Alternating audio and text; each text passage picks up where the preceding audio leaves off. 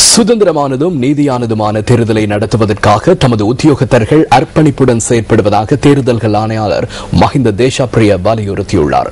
ஜனாதிபதி தேர்தலுடன் தொடர்புடைய பிரசார நடவடிக்கைகள் யாவும் இன்று நள்ளிரவுடன் நிறைவு பெற உள்ளதுடன் எதிர்வரும் 8ஆம் தேதி காலை 7 மணிக்கு வாக்களிப்பு நடவடிக்கைகள் ஆரம்பமாக உள்ளது.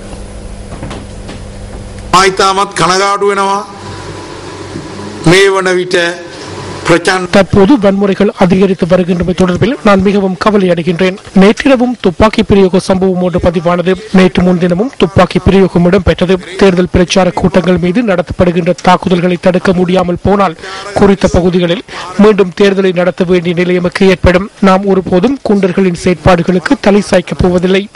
எமது உத்தியோகஸ்தர்களை தாக்குவதாலும் அவர்களை துன்புறுத்துவதாலும் அவர்கள் மீது தாக்குதல் நடத்த முயற்சிப்பதாலும் அவர்கள் மென்மேலும் வலுவடைவார்களை தவிர நமது உத்தியோகஸ்தர்களை அச்சமடைய செய்ய முடியாது என அனைத்து அரசியல் குண்டர்களுக்கும் நான் கூறிக்கொள்ள விரும்புகின்றேன். தாக்குதல் மூலம் இதனை சாதிக்க முடியும் என நினைக்கின்றனர். அனைத்து தேர்தல்களிலும் இவ்வாறு இடம்பெறுகின்றது.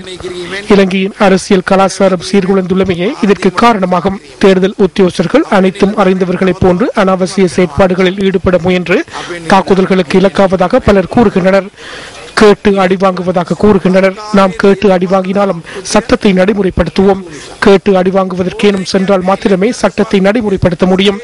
எமது உத்தியோகஸ்தர் ஒருவர் மீது தாக்குதல் நடத்தப்பட்டால் நாம் இருவரை அனுப்புவோம்.